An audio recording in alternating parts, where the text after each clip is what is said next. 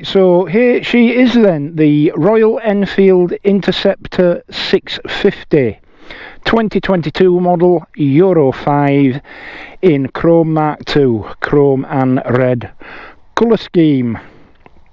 And I will attempt now to take you through the numbers. I'm not going to pretend for one moment that I have them off the top of my head, because I don't. So by the power of Google, I will talk you through them. And in case you're thinking of hacking my phone, I'm going to change that access code. And it doesn't relate to anything else. Right.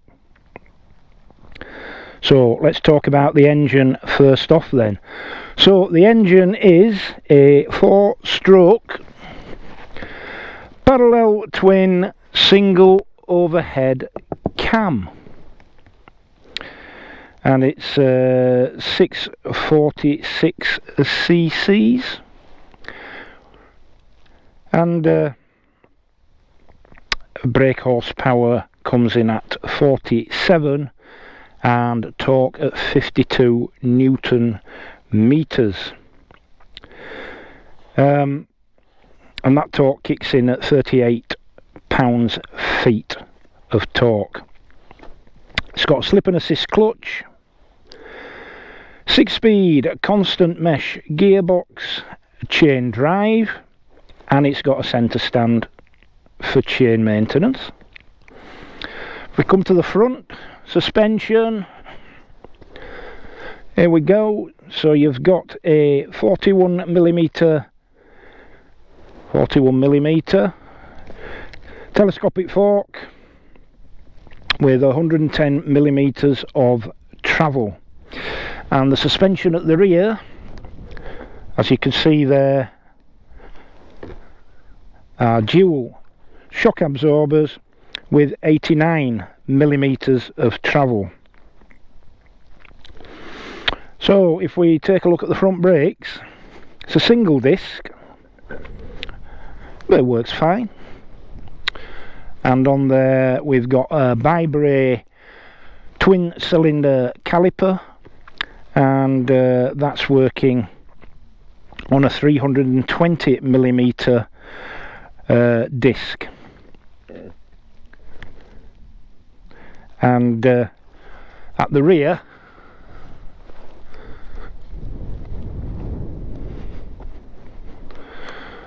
hope you can see that. So that's a single disc, 240 millimeter, with a single piston floating caliper. The wheels are spoked front and rear, tubed tyres, and they are both 18 inches. And the seat height is 790 millimeters, but I've fitted and highly recommend this genuine Royal Enfield touring seat, which just takes it that little bit higher. So this will take it up to 800 millimeters, perfectly manageable. The dry weight is 198 kilograms. And the fuel capacity, 12.5 litres. And I thought it was 13.7 and 12.5 on the Continental, but anyway, that's what it says.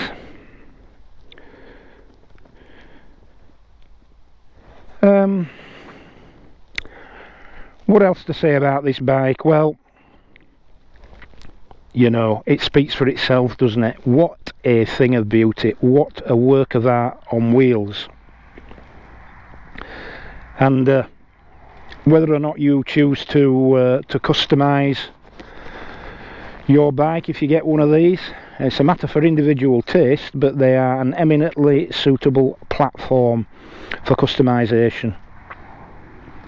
Now, as you can see, I fitted the Hitchcock's engine bars, I fitted the Lextec exhausts, which sound awesome, as you've probably been hearing, and I've also fitted grip puppies and heated grips, Oxford heated grips, there for the colder weather.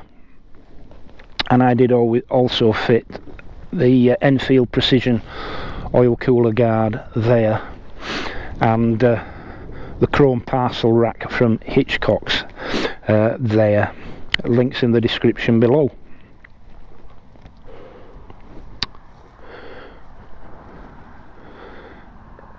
So yeah, fairly standard up top, standard instrument display, rev counter on the right, analog speedometer on the left, and an LCD display which only tells you fuel, trip 1 and trip 2, and your odometer reading. There's no gear position indicator, there's no clock, and of the two I'm missing a clock more than anything.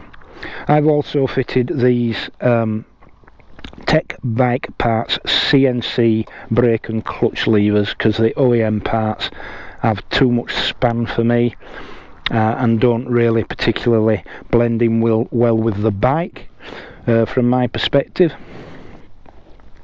But as you can see, I keep it nice and clean. I do keep the casings polished to a reasonable standard, and all I use is a DA 1-inch pad with some Maguire's metal polish, and that seems to do the trick. It does a better job than Autosol, has to be said. And I think all in all that's it, but as I said, the bike speaks for itself. It's just a thing, to my mind, of sheer beauty to look at and sheer elemental, visceral enjoyment to ride. So I promised you a decent backdrop for this walk around, and we are actually at the scene of the Battle of Towton, which was an enormous battle fought out on these lands hundreds of years ago, and I'll get the date for you shortly, between the House of York and the House of Lancaster, two rival kingdoms back in the day.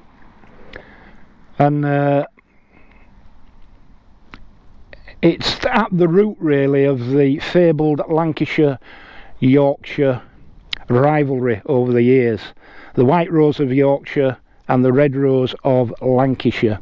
And of course I'm a Yorkshireman born and bred, so I'm pleased to tell you that Yorkshire won that battle. But the numbers of fatalities recorded for that engagement all those years ago are the largest number of fatalities stroke casualties recorded during any single battle in any conflict in British history. And you can just imagine it, can't you, as you look here. You can just imagine huge armies on foot and horseback, armed with swords and bows and axes and cleavers and not much more, engaging in this landscape, and for sure it would have turned red with blood.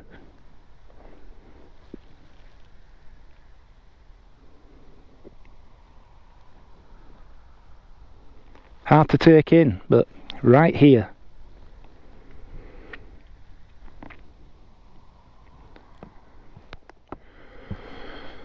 So, I don't know if you can see there, but if you can sort of relate that map to that landscape,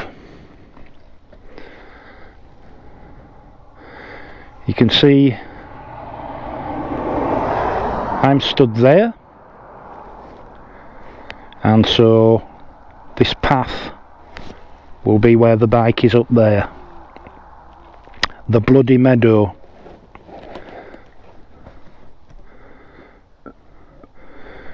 And this trail was created in 2011, so it's approximately 1.7 miles, 3 kilometres long, and it's a continuous loop passing through Towton village.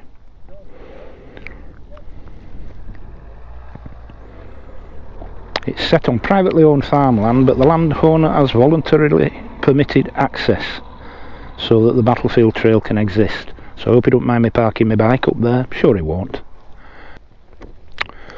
So yeah, so King Henry VI was descended from John of Gaunt, Duke of Lancaster, fourth son of Edward III.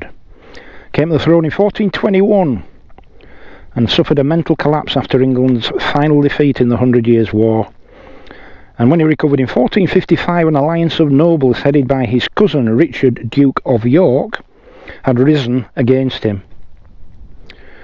Richard was descended from Lionel of Antwerp, Edward III's son, and Edmund of Langley, Duke of York, his fifth son.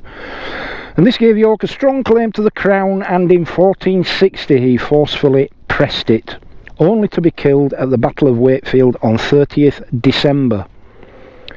York was succeeded by his eldest son Edward, Earl of March, who was hailed as King Edward IV at Westminster Abbey on the 4th of March 1461.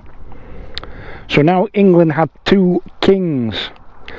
The Lancastrians had strong support in northern England, centred on York. On the 12th of March 1461, Edward's army marched up from London to confront them. The Yorkist vanguard under Richard Neville, Earl of Warwick, reached Ferry Bridge, where the Great North Road crosses the River Aire, on 28th of March, and found the Lancastrians had broken the bridge. Before the Yorkists could repair it, at 4 AM on 29th of March, Palm Sunday, they were attacked by Lancastrian troops led by John Lord Clifford. Warwick's second in command, Lord Fitzwalter, was killed. Warwick himself was injured, and one source records that 3,000 of their men also died. When Edward arrived with the main army, the Lancastrian defenders retreated. They were chased by Lord Fauconberg, Edward's uncle, whose mounted detachment crossed the Aire at Castleford and caught up with Clifford's force at Dintingdale near Saxton. The Lancastrians were wiped out, including Lord Clifford, who was killed by an arrow to the throat. Ouch. Meanwhile, the Yorkists advanced to meet the main Lancastrian army on the fields between Towton and Saxton. There.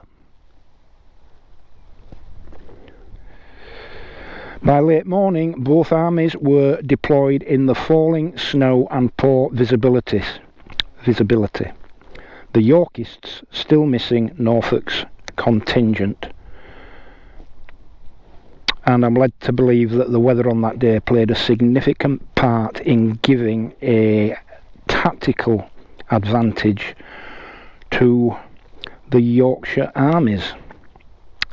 So there we have it, the Battle of Towton, Palm Sunday 1461. And no more appropriate motorcycle to come out here and explore a bit of British history on than a bike steeped in British history. The Royal Enfield Interceptor 650. So, hope that was of some interest to you. If it was, please click subscribe. Please click a like.